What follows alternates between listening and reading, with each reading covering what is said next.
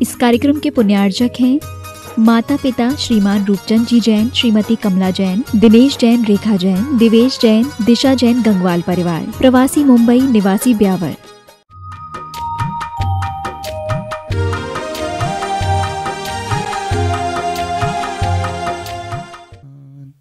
जो विद्यादि सागर सुधी, जो विद्यादि सागर सुधी गुरु हैं हितेशी, शुद्धात्म में निरत नित्य हितोपदेशी। वे पाप जिस्मृत में जल हैं सयाने, पूजूं उन्हें सतत केवल ज्ञान पाने, वंदूं उन्हें सतत केवल ज्ञान पाने।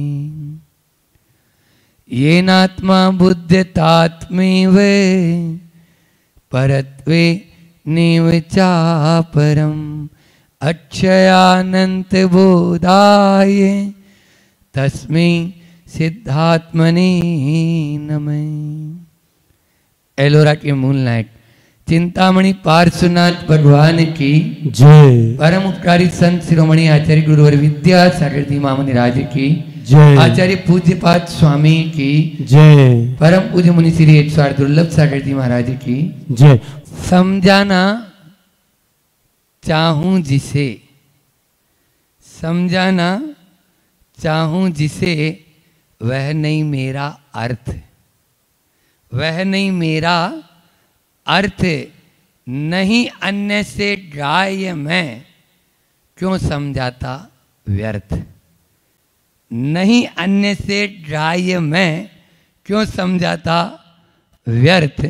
वास्तविकता यही है कि हम समझा किसको रहे हैं। यहाँ एक तरफ तो हम बोल रहे हैं, आपने कहा, निवेदन किया भैया जी ने, समाधि तंत्र पर आप प्रकाश डालें। उस समाधि तंत्र में एक एक कारिका हमारे अंदर ही हमको ले जाने वाली है, वो बाहर की ओर यात्रा करा ही नहीं रही है, वो तो भीतर की ओर ही, भीतर की ओर ही, भीतर की ओर ही। तू चल कहाँ फिर रहा है, परगर फिरत बहुत दिन बीते, नाम अनेक धराए, हम तो कबहू न निज घर आए, हम तो कबहू न निज घर आए। सब शास्त्रों का यही सार होता है। अध्यात्म का मतलब ही है जो आत्मा की ओर हमको लेके आ जाए, वो अध्यात्म है। कल की कारिका का अर्थ स्पष्ट करते हुए अपन ने 58 नंबर की कारिका में यही जाना था कि तत्व ज्ञान, एक चिंतन और आया फिर कल बाद में, कि तत्व ज्ञान हर एक व्यक्ति को नहीं देना चाहिए। आचार्य श्री जी के मुझसे कई बार सुना कि बाजरा की, ज्वार की, मूंग की, मोट की दुकान पे कभी गए आप? ज्वार बाजरा गेहूं खरीदने गए? कहाँ रखता है वो? गेट से दुकान के बाहर ऐसे ऐसे करके बैठे हैं ये लोग, दुकानदार लोग भी। हाँ, समझ आया? और कभी हीरा जवाहरात की दुकान पे गए? कहाँ रखता है बोलो? तिजोरी के अंदर तिजोरी, और उसमें भी फिर डब्बा, डब्बे में डब्बी, और डब्बे में फिर डब्बी के अंदर भी पुड़िया। एक नग 2-4 एक आध महीने में भी एक आध चला गया, वारे न्यारे हो जाते हैं। और यहाँ पर बाजरा मोट की दुकान, तो ये तत्व ज्ञान की दुकान वही हीरे जवाहरात की दुकान है, ये कोई बाजरा मोट की दुकान नहीं है जो अपन गए और ज्वार बाजरा भैया दे दे तोल दे। ये तो अनुभव करने की बात है। खुद जब बैठते हैं लीन हो जाते हैं, उसमें लीन हो जाते हैं, और फिर कोई काम भी नहीं। वो बोलते हैं ना कि किस प्रकार की स्थिति रहती है उसकी, फुल टाइम फ्री और फुल टाइम बिजी। जो ध्यान में बैठता है वो फुल टाइम फ्री और फुल टाइम बिजी, बोरियत होने का काम ही नहीं। हाँ, गुरुओं ने अपन को इतना मटेरियल दे दिया है कि बोर होने की जरूरत ही नहीं, बस एक के बाद एक के बाद एक। यदि अपन बाहर में आ जाएं तो बाहर में अपन कर सकते हैं तरह तरह का ध्यान, और भीतर में आत्मा के ऊपर केंद्रित हो जाएं तो फिर कोई की जरूरत ही नहीं। फिर तो माँ रुज्जय माँ मज्जय, मतलब कोई से मुझे द्वेष नहीं, कोई से मुझे राग नहीं। यहाँ पर भी यही समझाने में आकुलता ही होना है, बेचैनी ही होना है। और एक बात और बता दें, कुछ लोगों की आदत रहती है जब तक वो बोले नहीं तो उनके पेट में ही दर्द हो जाता है ना, पेट में दर्द हो जाता है। वो तो बीच में तो उनको बोलना है ही, अन्यथा उनको पचेगा नहीं खाया पिया, और वो बचेगा और फिर वो कैसे, तो सपोकेशन बोलते हैं। समय सागर जी निर्यापट श्रमण जी, हमारे समय सागर जी, पूज्य समय सागर जी महाराज जी, तो वो बोलते हैं उसको सपोकेशन होने लगता है। सपोकेशन मतलब दम घुटने लगता है, जैसे ऑक्सीजन की कमी होती है तब कैसा लगता है, बस वैसी हालत उसकी हो जाती है। यहाँ पर भी आज फिर उसी बात को पुष्टि करने के लिए आचार्य पूज्यपाद स्वामी 59 नंबर की यह कारिका जो 95 नंबर पृष्ठ क्रमांक पर आपके उसमें दे रखी है। यद बोधयुतम इच्छामि तन्नाहम यदहम पुनः गायम तदपि नान्यस् यह तत् किमन्यस्य बोधये गायम तदपि नान्यस्य तत् किमन्यस्य बोधये। यत, यद का यत हो जाएगा, जो वस्तु बोधयुतुम, बोध यानी ज्ञान, समझाना, इतुम, इतुम प्रत्यय लगता है, समझाने योग्य है ना, बोलने योग्य, कहने योग्य, बताने योग्य, इस प्रकार से यह इतु प्रत्यय लगता है। तो यहाँ पर जो वस्तु समझाने के लिए इच्छामी, मैं इच्छा करता हूँ, तत् वह, अहम मैं, न नहीं हूँ। जो मैं समझाने की बात कर रहा हूँ वो मैं नहीं हूँ।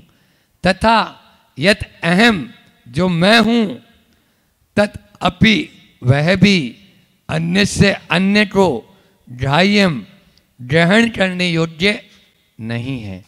जो मैं बता रहा हूँ वो मैं हूँ नहीं, और जो हूँ वो आपको बता नहीं सकता, आपके द्वारा ग्रहण किया नहीं जा सकता।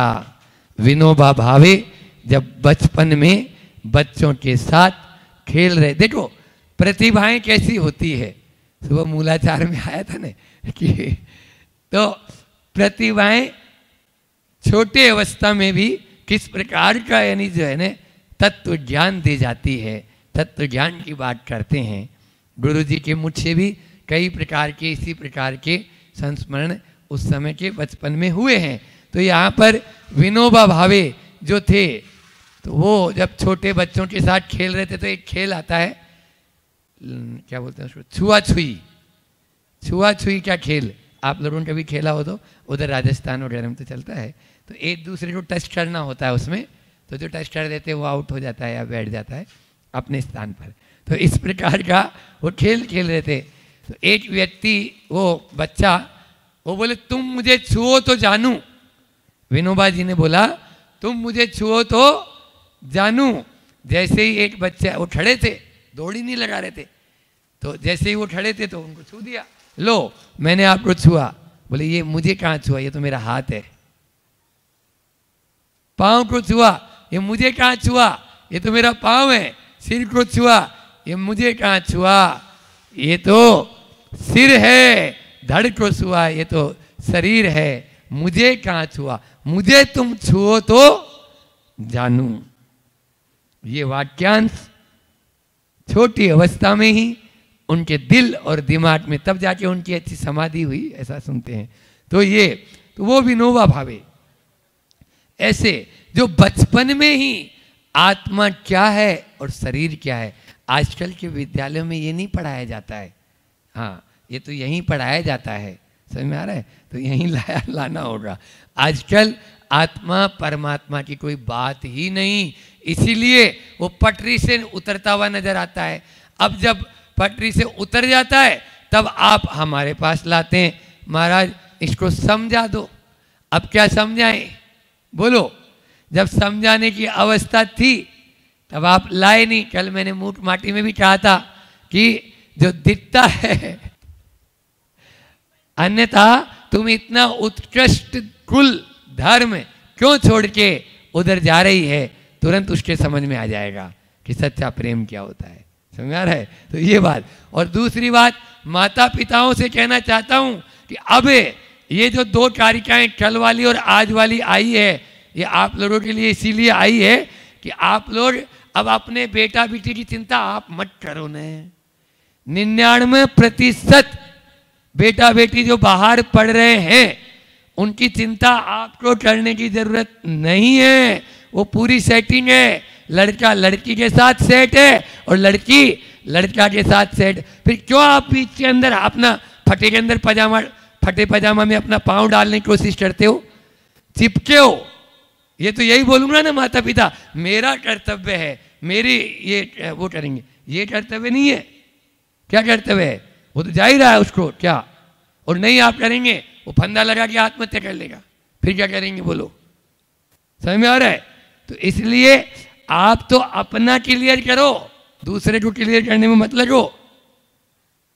वहां गर्भ के अंदर राज तिलक करके चला गया और यहां पर आप 30 साल या 35 साल 25 साल बाद में भी नहीं, अभी भी उसको ब्याह और हो जाए, ब्याह करने की जिम्मेदारी तो महाराज हमारी होती है ना।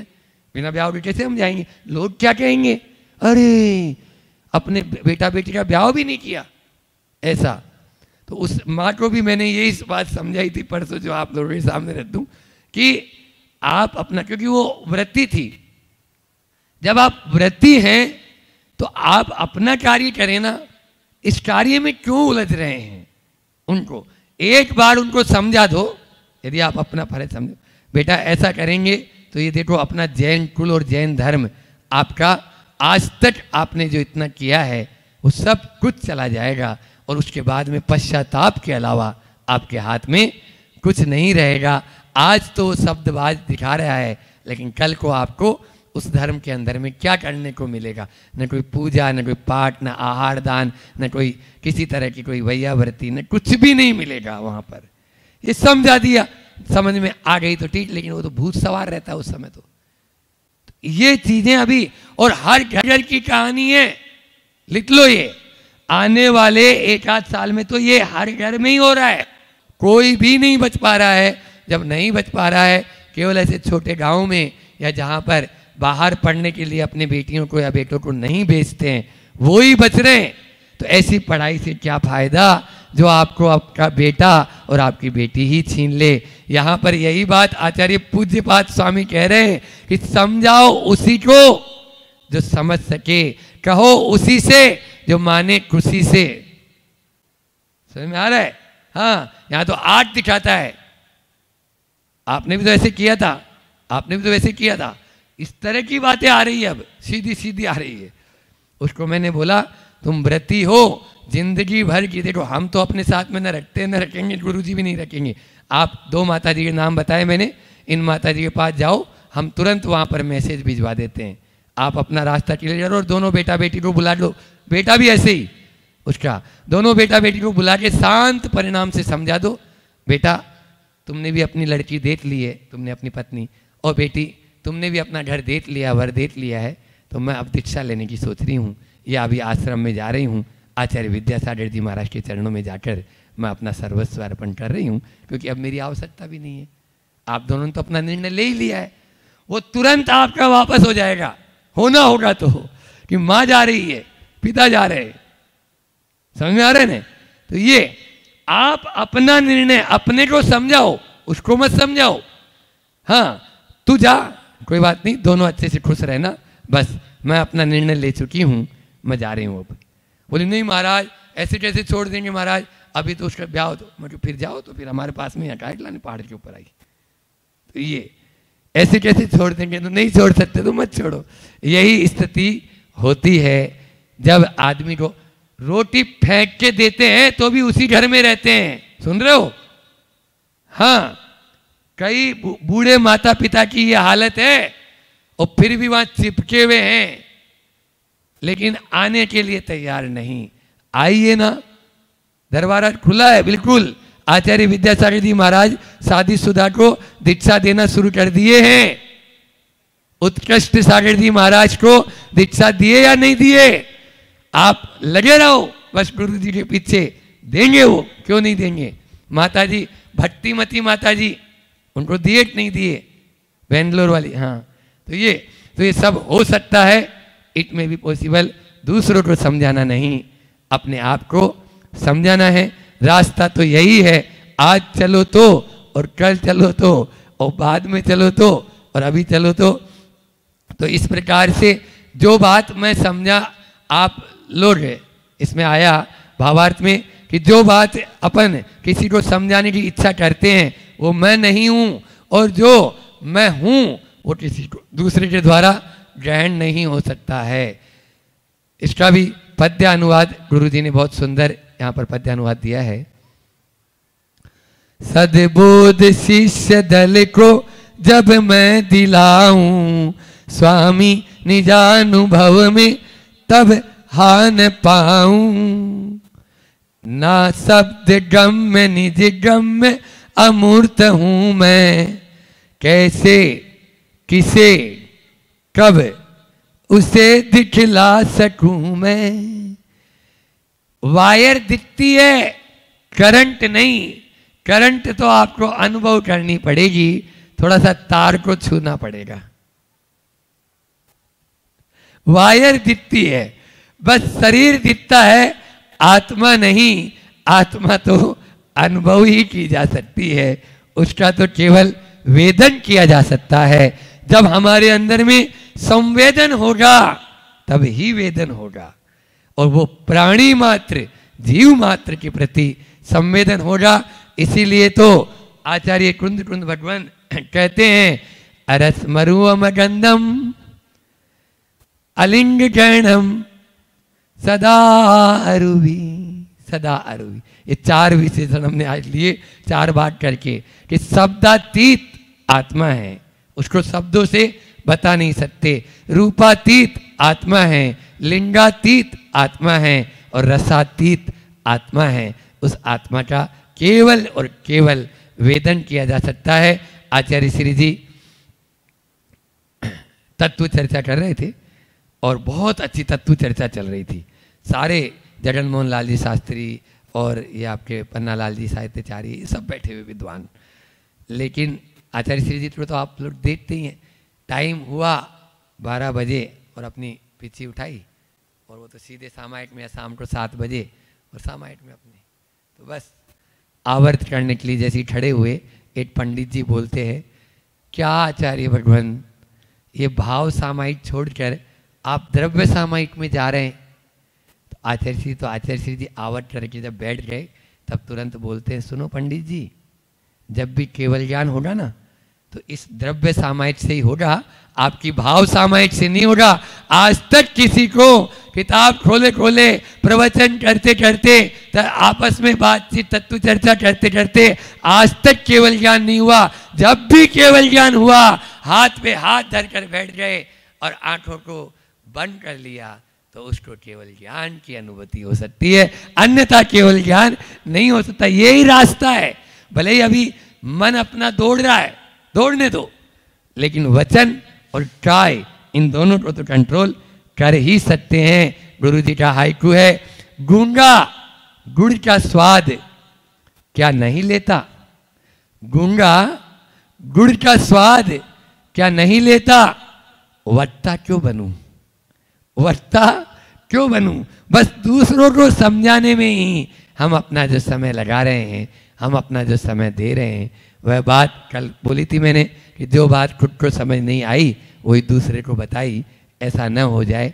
बस हम स्वयं उसको फॉलो करें, अपन स्वयं उसको अप्लाई करें, पहले खुद अपन उसको अनुभूत करें, तब ही गृहस्थ अवस्था में भी सेठ सुदर्शन जैसे हुए। हाँ, अष्टमी चतुर्दशी उठ गए और बैठ लगा लिया ध्यान, काय उत्सर्ग नत्न मुद्रा। अब रानी भी उठा लेगी तो ले जा, क्या कर लेगी? उसने नहीं बोला कि मैं अपराधी नहीं हूं या मैं वो नहीं हूं, ये नहीं हूं, बस चढ़ा दो सूली पे, चढ़ा दो। आत्मा तो मरती नहीं है, आत्मा अजर अमर है। तुम सूली पे जिसको चढ़ा रहे हो वो मैं नहीं हूं, और मैं हूं उसको सूली पे चढ़ा नहीं सकते हो। बस ये प्रतीति जब भीतर से हो जाती है तो सूली को भी सिंहासन बनना पड़ता है, और वो सेठ सुदर्शन उस प्रकार की प्रतीति करता है। ऐसी प्रतीति हमारे भीतर भी हो। अनिर्वचनीयम आत्मस्वरूपम, उस आत्मस्वरूप को जो अनिर्वचनीय है हम अनुभूत करें, वेदन करें, तभी हमारा कल्याण होगा। इसी भावना के साथ बोली अहिंसा परमो धर्म की आचार्य गुरुवर विद्यासागर जी महामुनि राज की आप सबकी ओर से और मैं अपनी ओर से। कोमलता के जल से हमें बुझाना है, कोमलता के जल से हमें शांत करना है, कोमलता के जल से उसमें ठंडक प्रदान करना है। ध्यान रखना बंधुओं, विनय के द्वारा हम अपनी शक्ति का केंद्रीकरण कर सकते हैं। एकदम परफेक्ट बात बोल रहा हूँ, एकदम प्रैक्टिकली।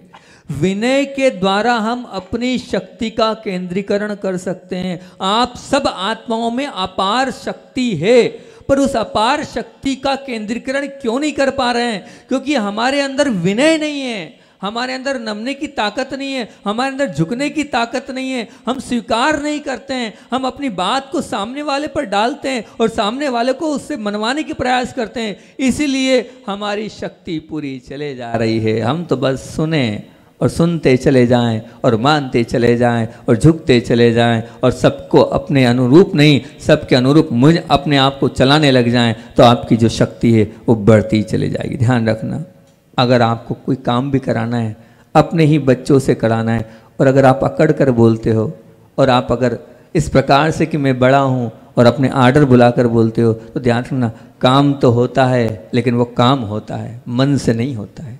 वही बात मुस्कुराहट के साथ और वही बात बहुत अच्छे से प्रेम के साथ अगर बोलते हो, तो वो जो काम एक नहीं, सामने वाला 3 काम करने के लिए तैयार हो जाता है। बस वो आपकी भाषा में मृदुता आ जाए, आपकी भाषा में कोमलता आ जाए, तो सब करने को तैयार हो जाते हैं। जीवन में बंधुओं बिल्कुल ध्यान रखना, जीवन में जितना श्रेष्ठ आता है, अच्छा आता है, सब विनम्रता से ही आता है। एकदम बहुत परफेक्ट बात बोल रहा हूँ, फिर से बोल रहा हूँ, समझ लेना। जीवन में जितना श्रेष्ठ आता है, जितना अच्छा आता है, सब विनम्रता से ही आता है। आप विनम्र हैं तो जीवन में आप श्रेष्ठता को प्राप्त करते चले जाओगे, आप अच्छे बनते चले जाओगे। बिल्कुल मान करत, बहुत अच्छी कारिका है कि मान करते मर गए रहाना उनका वंश, मान करते मर गए रहाना उनका वंश, तीनन को तुम देख लो रावण कौरव और कंस, तीनों को तुम देख लो रावण कौरव और कंस। ये तीनों के तीनों स्वाह हो गए, काय से? सिर्फ मान से। उठा के देख लो आगम को। ये हमें रावण कौरव कंस की कहानी आगम ग्रंथों में मिलती है, इसलिए हम बार बार उनका नाम लेते हैं। लेकिन यहाँ जितने हम बैठे हैं सब रावण और कौरव और कंस से कम नहीं है। हमारे अंदर भी कंस है, हमारे अंदर भी रावण है, हमारे अंदर भी कौरव की भावना है। भाई भाई के लिए हम आज तैयार नहीं हैं। हम क्या कौरव से कम हैं? बताओ, है कि नहीं? हमारे अंदर कौरवपना है, हमारे अंदर कंसपना भी है, हमारे अंदर रावणपना भी है। हम उनको देखकर हंसते हैं, उनको धुतकारते हैं, लेकिन क्या हम वो नहीं हैं? क्या हमारे अंदर रावणपना नहीं है? क्या हमारे अंदर कौरवपना नहीं है? क्या हमारे अंदर कंसपना नहीं है? हमारे अंदर वो सब चीज़ें हैं। उन सब चीज़ों को निकालना है। हम आगम ग्रंथ पढ़ रहे हैं, हम सुन रहे हैं, लेकिन कितना परिवर्तन हमारे जीवन में आ रहा है, इस पर विचार करना चाहिए। रावण के कितने पुत्र थे? कहते हैं 1 लाख पुत्र 1.25 लाख नाती रावण के घर में दिया ना बाती। कैसे एक वो आती लाइन जो उसमें चलती हैगी रामायण में, हिंदुओं के रामायण में चलती, 1 लाख पुत्र 1.25 लाख नाती रावण के घर में दिया न बाती। मतलब क्या हुआ? रावण के पास 1 लाख पुत्र और कहते हैं 1.25 लाख पोते थे। रावण ने सब कुछ किया लेकिन माना नहीं, और माना नहीं तो क्या हुआ? हम सब भी यही हैं, हम भी मान नहीं रहे। और मेरे पास कुछ है, मेरे पास बहुत कुछ है, इसी के कारण हमारा मार्ग अवरुद्ध है। मेरे पास कुछ है और मेरे पास बहुत कुछ है। मैं कुछ हूँ ये बहुत बड़ा ब्रेकर है। फिर से बोलूं, मैं कुछ हूं ये बहुत बड़ा ब्रेकर है, इस ब्रेकर को निकाल दो। इस ब्रेकर के कारण हम चढ़ नहीं पा रहे हैं, इस ब्रेकर के कारण हम ऊपर नहीं उठ पा रहे हैं। अगर आप में कुछ हूं इस ब्रेकर को निकाल दोगे तो ये मान के चलना आप ऊपर नहीं चढ़ पा रहे हो, ऊपर चढ़ जाओगे। बस आज से मैं मालिक हूं, मैं सेठ हूं, मैं कहाँ गए अध्यक्ष जी, दिख ही नहीं रहे, मैं अध्यक्ष हूं, किधर उधर बैठे हैं। हाँ, मैं मंत्री हूं। क्या हूं? मैं मंत्री हूं, मैं बड़ा हूं, मैं करता धरता हूं। ये सब हटा दो। मैं कुछ नहीं हूं। मैं क्या हूं? मैं आत्मा हूं। क्या हूं? मैं आत्मा हूं। बस आज से यही रट लगा दो। आज का नियम यही है। आज आपको एक ही माला फेरना है, मैं आत्मा हूं, मैं आत्मा हूं, मैं आत्मा हूं, मैं आत्मा हूं। और कुछ मत करना। एक माला इतनी सी फेर लेना, 108 बार जाप कर लेना, मैं आत्मा हूँ। अपने आप को अध्यक्ष मत मानो, अपने आप को मंत्री मत मानो, मैं बड़ा हूँ मत मानो, मैं करता धरता हूँ मत मानो। आज सबके पास एक ही समस्या है, घर में सब अपने आप को बड़ा मानते हैं, घर में सब अपने आप को करता धरता मानते हैं। नहीं, बिल्कुल नहीं। सब अपना अपना पुण्य पाप लेके आए हैं। आप ना किसी के करता धरता हैं, ना किसी की करता धरता हो सकते हैं। आचार्य श्री जी बार बार इस चीज़ को लेकर बोलते हैं, आप सिर्फ कर्तव्य करो, कर्ता मत बनो। आप सिर्फ कर्तव्य करो, कर्ता मत बनो। कर्तव्य करने के लिए कहा है, पालन पोषण के लिए कहा है, आपको सब कार्य करने के लिए कहा है, लेकिन कर्ता मत बनो। हम कर्ता बनते चले जाते हैं और कर्ता ही हमें अभिमान में आगे बढ़ाता चले जाता है।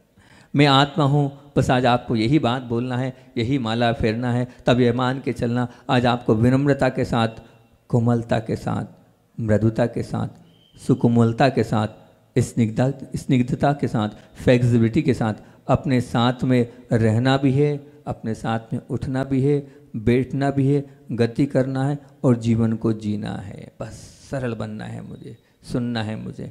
मेरी तो एक ही फेवरेट लाइन है और मैं बहुत पसंद करता हूँ। पसंद नहीं करता हूँ, मैं उसको जीवन में भी लाता हूँ। मौके मौके पर बार बार आंख बंद करके जब जब भी मौका आता है तो इसको बार बार मंत्र करता हूँ, मैं सहनशील आत्मा हूँ, मैं सहनशील आत्मा हूँ, मैं सहनशील आत्मा हूँ। सच कह रहा हूँ, बड़ा जादुई मंत्र है ये।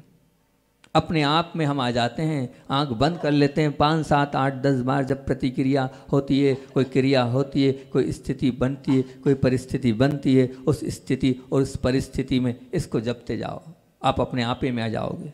हम आपे से बाहर हो जाते हैं, हम अपने आपे में आ जाएंगे, हमारा क्रोध पूरा शांत हो जाएगा। बस अपने आप को सरल सहज बनाने का ये सूत्र है, मैं सहनशील आत्मा हूँ, मैं सहनशील आत्मा हूँ। जब आपके मान की पूर्ति नहीं होती है, जब आपके अहंकार की पूर्ति नहीं होती है, तब जब आपको सम्मान नहीं मिलता है तो आपके अंदर छटपटाहट होती है, हुआ करती है। ये क्या है? ये अभिमान का स्वरूप है।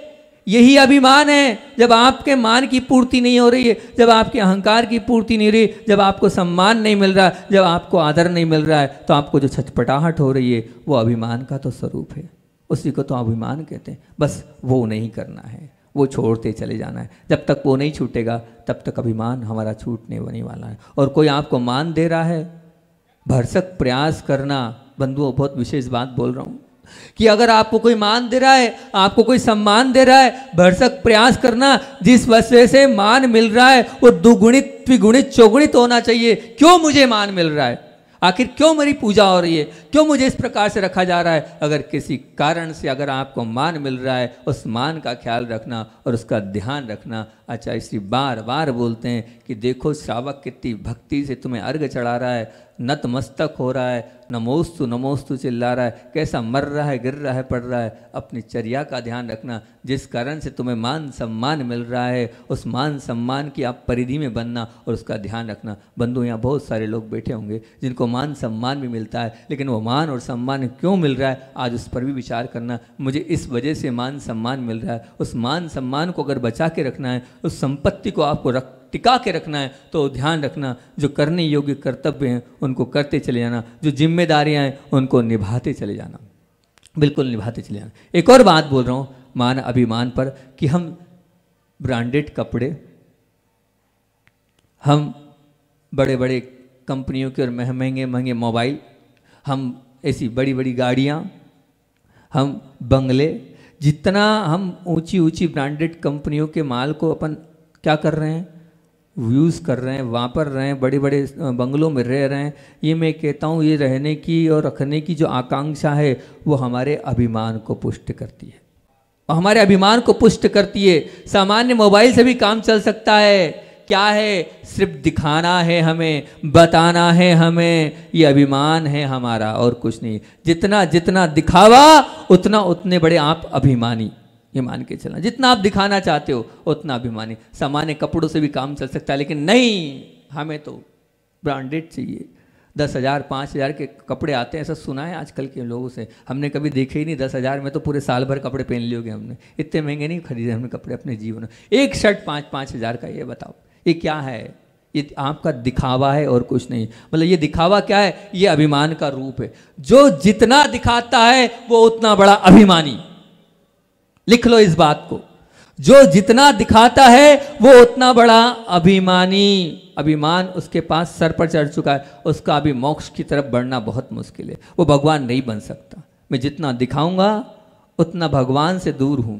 अभी मैं धर्म की राह पर चलने वाला नहीं हूं, इसलिए दिखाना बंद करो। बिल्कुल ये नियम ले लो, मुझे दिखाना नहीं है। बिल्कुल ये अभियान अपने जीवन में ले आओ कि मुझे दिखाना है, और उतना दिखाना है जितनी मेरे अंदर मेरी इच्छा, मेरी कैपेसिटी, उतना ही दिखाना है। ज़्यादा दिखाने से तात्पर्य यही है कि हम बताचा, ये सब क्लियर स्पष्ट बताना। मैं तो ये बार बार कहता हूँ, हम सजते संवरते किसके लिए?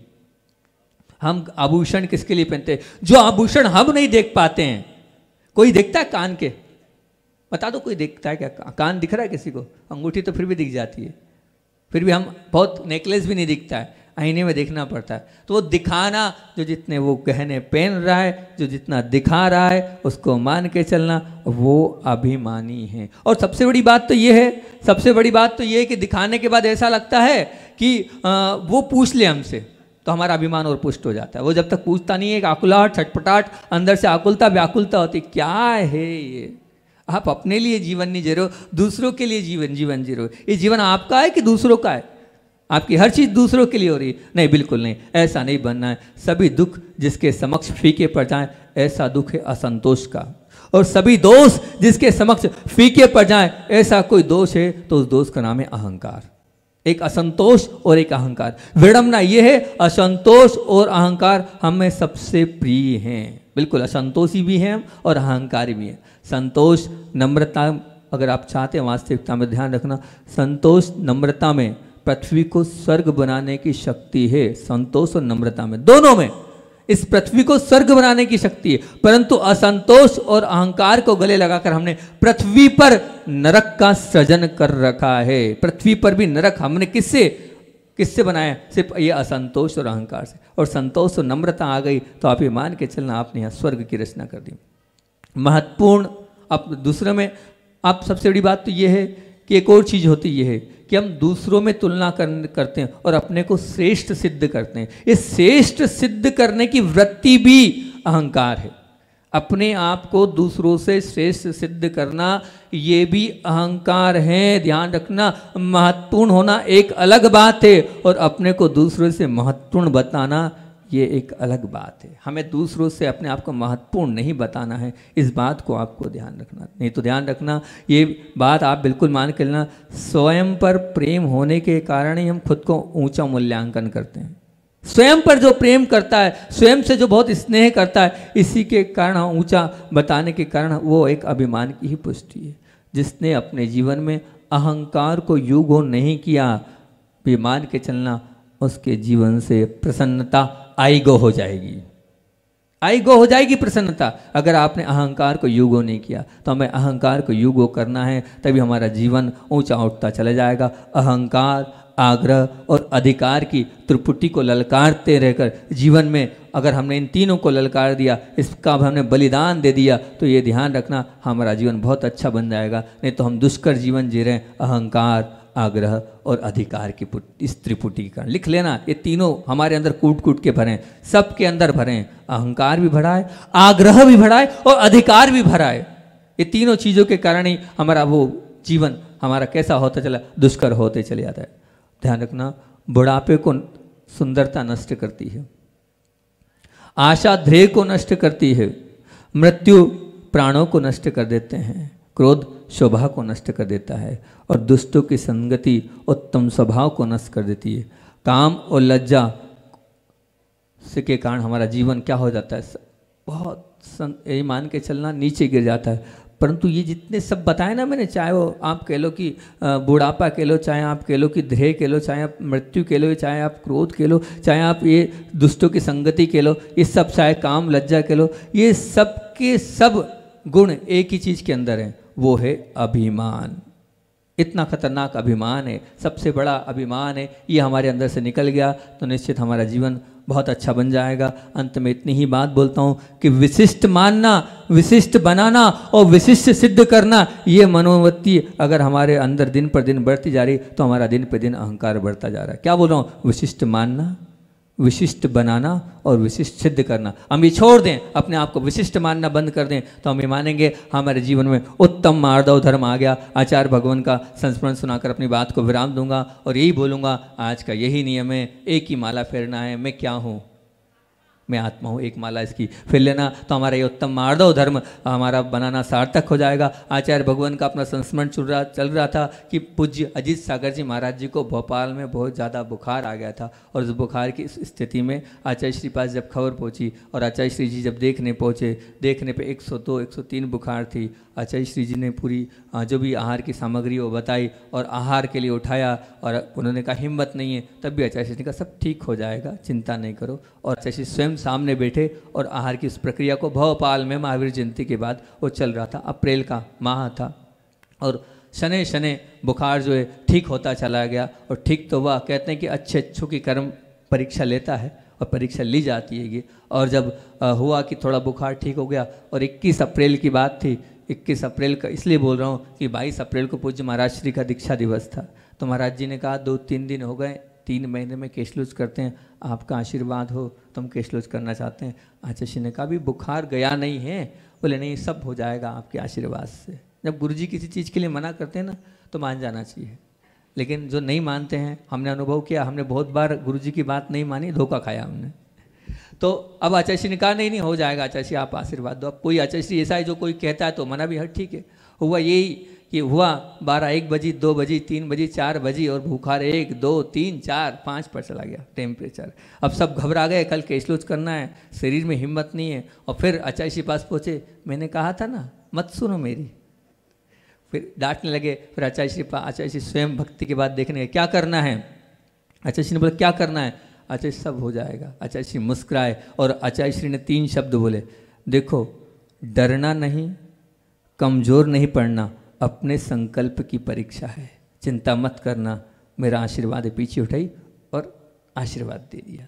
शरीर में 1% हिम्मत नहीं थी। अजीत सागर जी कह रहे हैं मेरा हाथ भी नहीं हिल पा रहा था, सुबह कहाँ से ताकत आई और कहाँ से मैंने जो केशलूज प्रारंभ किया, कहाँ से कौन सी ताकत आई, और 3 माला फेरी। डरना नहीं, कमज़ोर नहीं पड़ना, अपने संकल्प की परीक्षा है। ये 3 मंत्र पढ़ता गया, एक एक बाल खींचता गया, खींचता गया, खींचता गया। कहाँ से ताकत है मैं नहीं जानता। 2.5 घंटे में पूरे केशलूज हो गए। सब महाराज लोग देखकर आश्चर्य थे कि अभी तो करवट भी नहीं बदलते बन रही है। और 103 और 104 में केशलूज करना आचार्य श्री पास पहुँचे और यही बोला, आचार्य श्री जी क्या चमत्कार हुआ, हम नहीं जानते। अब उनकी हालत और निढाल हो गई। आचार्य श्री स्वयं पहुँचे, आचार्य श्री ने वहाँ घी लगवाया, आशीर्वाद दिया, पुनः पीछे से आशीर्वाद दिया, सब ठीक हो जाएगा। ऐसी ताकत आचार्य श्री के आशीर्वाद में होती है कि जो नहीं हो रहा काम वो भी हो जाता है। बोलिए आचार्य भगवान विद्यासागर जी महामुनि राज की।